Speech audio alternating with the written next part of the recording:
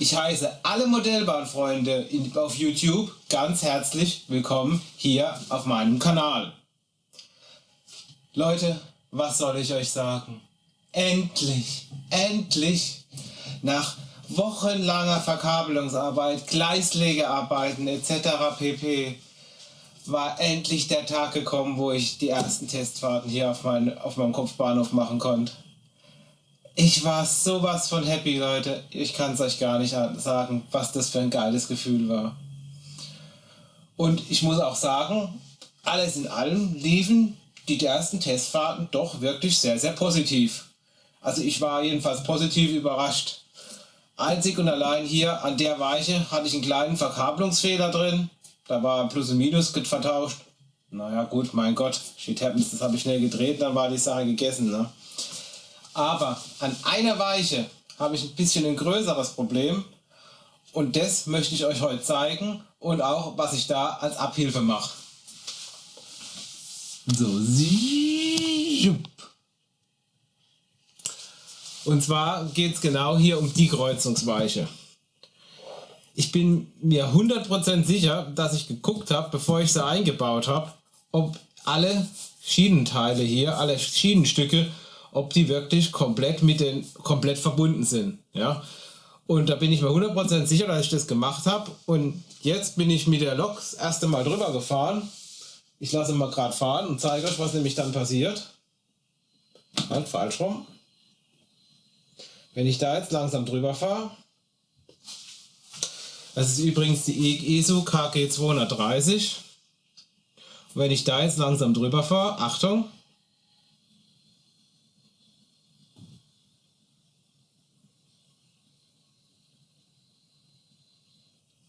zack, plötzlich bleibt sie stehen. Jetzt muss man natürlich noch dazu sagen, die hat ja einen Energiespeicher drin, heißt, die fährt noch ein Stück weiter, obwohl sie schon keinen Strom mehr hat. Aber wie ihr sehen könnt, ja, die bleibt mitten auf der Weiche stehen. Und das hat mich auf einmal gewundert. Aber ja, das kann doch gar nicht sein, ich habe doch eigentlich geguckt. So, jetzt schieben wir das Ding mal drüber über die Schienen, damit sie weg ist. Komm, fahr ein bisschen schneller davor. So.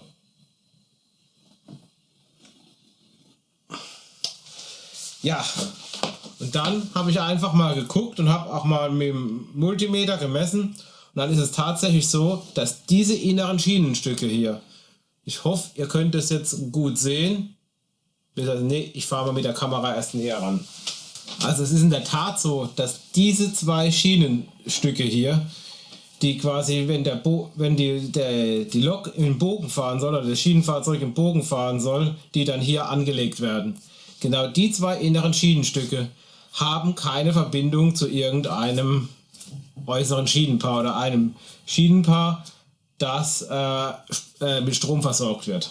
Heißt also, die Dinger sind momentan komplett stromlos und ja, selbst durch dieses Anlegen hier an die Teile, wo ja eigentlich Saft drauf ist, das funktioniert auch nicht wirklich richtig. Ja?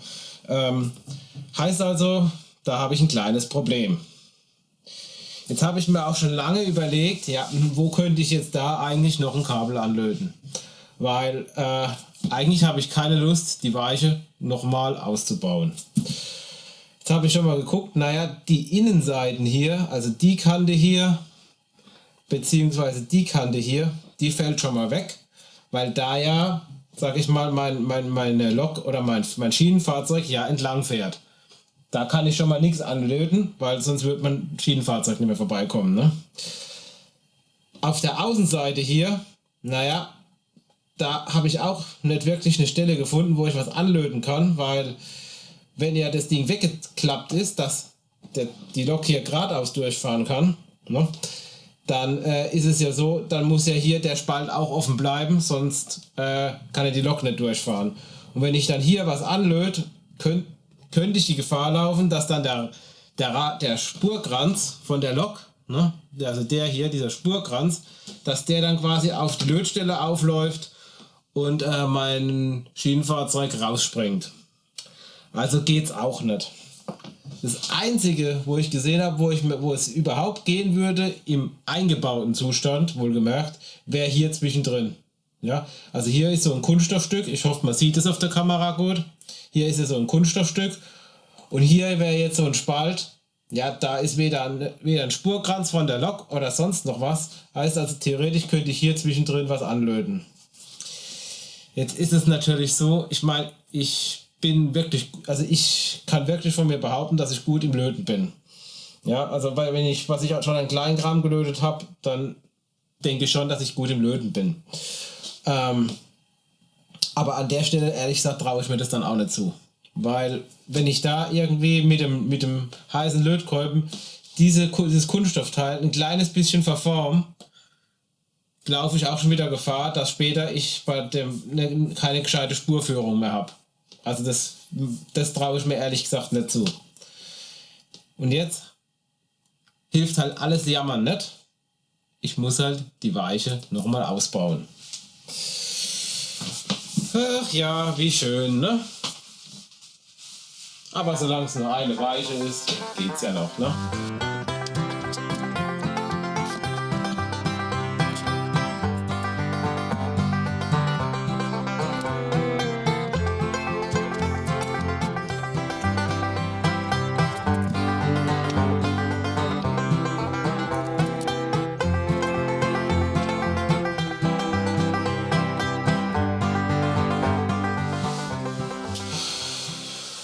So, naja gut, es ging ja jetzt doch besser, als ich gedacht habe, die Weiche ausbauen.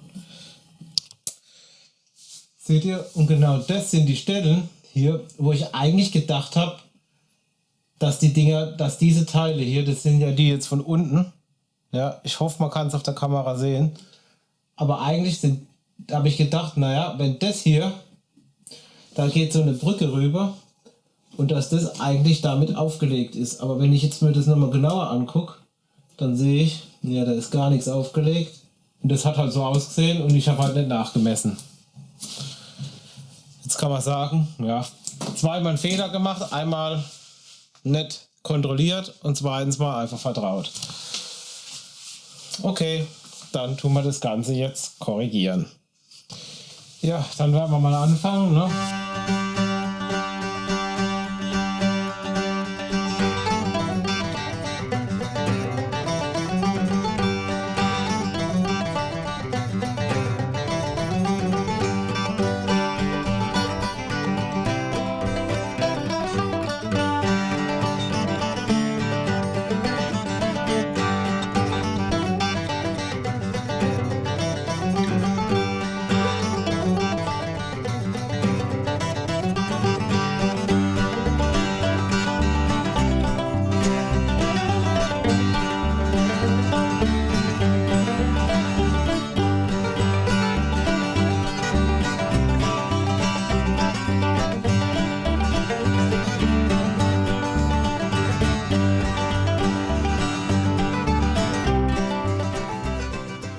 Damit ich euch mein Vorhaben jetzt besser erklären kann, habe ich mal ein paar Grafiken erstellt. Wie ihr sehen könnt, habe ich alle Gleisstücke, die das gleiche elektrische Potential führen, entsprechend gekennzeichnet.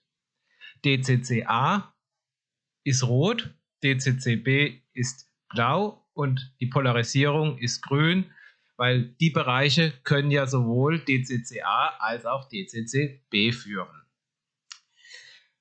Hier seht ihr jetzt mal den aktuellen Zustand, wie er zurzeit in meiner Anlage eingebaut ist oder eingebaut war. Ihr seht die Weiche mit den beiden Servos und den Decoder mit den beiden Relais. Was ihr auch gut erkennen könnt, ist, dass der Servo 1 bzw. das Relais vom Servo 1 steuert das gegenüberliegende Schienenstück. Ja, und halt auch umgekehrt, also Servo 2 bzw. das Relais vom Servo 2 steuert dieses Schienenstück oder polarisiert dieses Schienenstück. Und hier in der Mitte seht ihr jetzt die beiden Schienenstücke, die weder eine Verbindung zu DCCA oder DCCB haben. Jetzt könnte man ja sagen, alles klar, kein Problem, ich löte einfach zwei Kabel dran und das eine verbinde ich mit DCCA und das andere verbinde ich mit DCCB. Logisch, das ist das Einfachste und würde definitiv auch funktionieren. Aber schauen wir uns jetzt mal diese Stelle hier an. hier liegen ja die Schienenstücke, ja, also die zwei Schienenstücke, die ein unterschiedliches Potential führen, sehr dicht beieinander. In der Realität ist der Bereich sogar noch ein bisschen enger, als er hier dargestellt ist. Jetzt haben wir ja Fahrzeugachsen. Ich habe da mal einfach so eine reingezeichnet und unsere Fahrzeugachsen, die haben ja meistens ein bisschen Spiel. Ja, die sind ja nicht 100%, dass die da reinpassen, sondern die Loks und die Wagen, die kann man ja ein kleines bisschen links und rechts hin und her schieben. Brauchen sie ja auch. Und jetzt könnte es eben passieren, dass wenn die Achse diesen Bereich hier passiert oder überfährt, dass dann bei dem Überfahren die Achse hier an das gegenüberliegende Schienenstück kommt und dabei eine Verbindung zwischen DCCA und DCCB erstellt und somit logischerweise einen Kurzschluss auslöst. Ich weiß, das ist jetzt alles recht theoretisch, aber nicht ausgeschlossen. Na gut, wird jetzt eventuell der ein oder andere sagen. Dann schaltet halt im Worst Case die Digitaleinheit ab. Ja, das stimmt. Aber zum einen ist es echt nervig, wenn jedes Mal, wenn über die Weiche ein Zug fährt, die Digitaleinheit ständig abschaltet, obwohl wir das eigentlich verhindern könnten. Zum anderen haben wir ja noch genügend andere Situationen, die einen Kurzschluss verursachen können. Und da brauchen wir nicht noch irgendwelche Schwachstellen zusätzlich, die uns das Leben nochmal zusätzlich schwer machen. Weil überall da, wo man Kurzschluss vermeiden können, das sollte man auch wirklich vermeiden. Darum gehe ich jetzt einen anderen Weg. Und zwar, wie ihr sehen könnt, sind die Schienenstücke jetzt immer noch rot und blau, aber gestrichelt. Das kommt daher, dass ich die zwei Schienenstücke über den zweiten Relaiskontakt ein- und ausschalte. Das sieht dann so aus. Ihr seht, dieser hängt am Relais 1 und hier habe ich den zweiten Kontakt einfach nochmal mit diesem DCCA verbunden. Der andere Kontakt hier, der bleibt frei. Ja, also ich habe hier keine Polarisierung, sondern nur eine Ein- und Ausschaltung.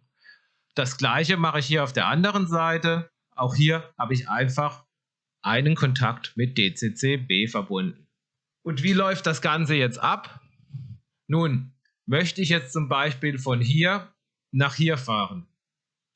Dann stehen meine Relais wie folgt. Ihr könnt es hier sehen. Ja, beide Relais stehen hier. Und wie ihr hier sehen könnt, naja, hier geht es halt ins Leere. Heißt also, hier liegt kein Potential an. Folglich liegt auch an dem Schienenstück kein Potential an. Auf der anderen Seite wiederum steht mein Relais auch so. Und hier liegt eben dann das DCCB-Potential an, geht hier über das Relais und aktiviert hier mein Schienenstück. Also legt mein Schienenstück hier an DCCB. Und jetzt kann ich ganz einfach von hier nach hier fahren oder von hier nach hier. Ich habe es jetzt hier mal gemacht. Und jetzt passiert hier auch nichts mehr. Jetzt kann zwar das Rad hier drankommen, aber es löst einfach keinen Kurzschluss mehr aus. Ja, so einfach ist eben das Ganze. Das gleiche gilt natürlich dann auch für die andere Seite. Wenn ich von hier nach hier fahren möchte, sieht es halt dann einfach so aus. Ich denke, da brauchen wir jetzt nicht nochmal im Detail drüber zu gucken. Auch hier nochmal der gleiche Fall. Und so werde ich das jetzt einfach mal an der Anlage umsetzen und danach werden wir mal gucken, ob es auch wirklich so funktioniert, wie ich mir das hier ausgedacht habe. Ne? Vielleicht noch eine andere Anmerkung, weil der ein oder andere wird jetzt vielleicht gemerkt haben, naja, es gibt ja aber dann doch schon Situationen, wo beide Schienenstücke an einem Potential liegen. Ja, das gibt's. Und zwar ist das dann der Fall, wenn ich die Weiche hier kreuzen möchte. Aber hier ist es dann wiederum kein Problem, weil wenn ich jetzt zum Beispiel von hier nach hier fahre, komme ich nie in die Situation, dass eben mein Rad hier in dieser Engstelle durchfährt. Ja? Diese Durchfahrung dieser Engstelle kriege ich immer nur, wenn ich im Bogen fahren möchte. Und da habe ich jetzt mit dieser Variante vorgesorgt und bei der Kreuzung ist es dann auch wieder egal. Und jetzt gucken wir mal, wie ich das Ganze umgesetzt habe.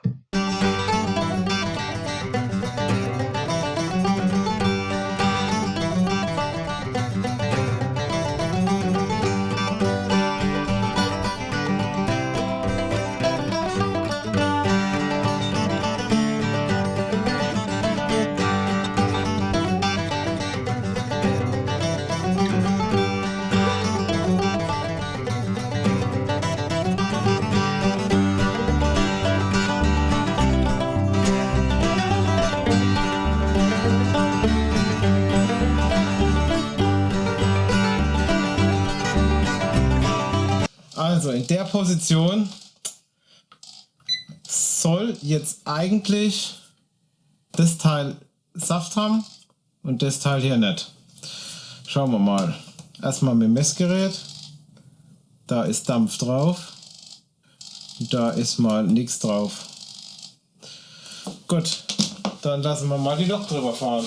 Und schauen mal, ob die jetzt da drüber fährt. Ohne Kurzschluss, ohne alles.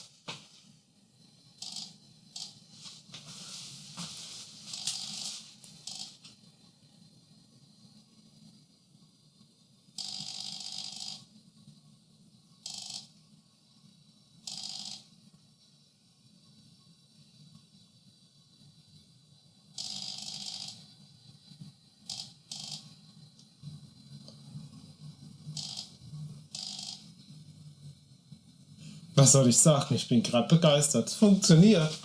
Also zumindest mal so. Dann probieren wir mal aus.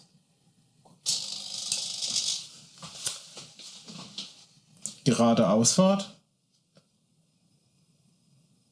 Heißt also so hier rüber. Hier dürfte jetzt hier nichts drauf sein. Genau, und auch hier nichts drauf sein. Genau. Und trotzdem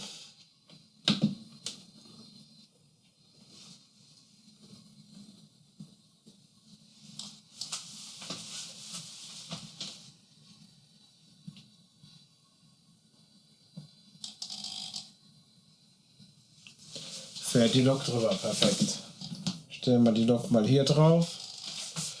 Und fahren jetzt mit der DKW machen jetzt mal den Bogen. Da haben wir die schon, dann müssen wir bloß noch die hier. Und jetzt sollte eigentlich hier wieder Saft drauf sein. Das sieht immer gut aus.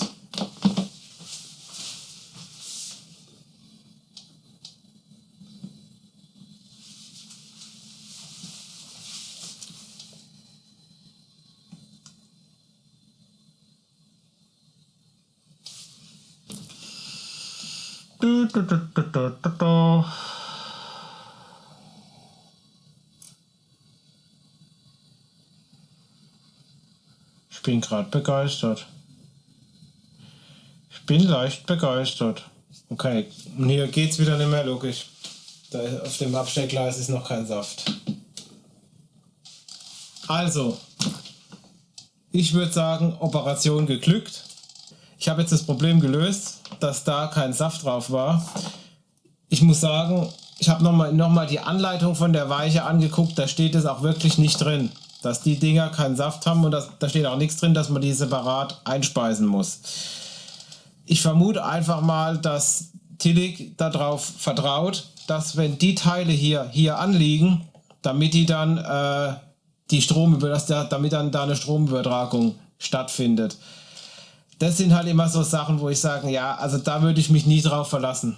Ja, die Erfahrung hat immer gezeigt, dass selbst wenn es jetzt noch funktioniert, mit der Zeit, wenn Korrosion kommt etc. pp., dann wird mit Sicherheit diese Stromübertragung zwischen zwei Schienenstücke, die wird dann immer scheitern. Deshalb ist halt die Variante jetzt mit dem Einspeisen von unten und mit dem zusätzlichen Schaltkontakt am Relais mit dem Umpolen ist wirklich die sichere Variante.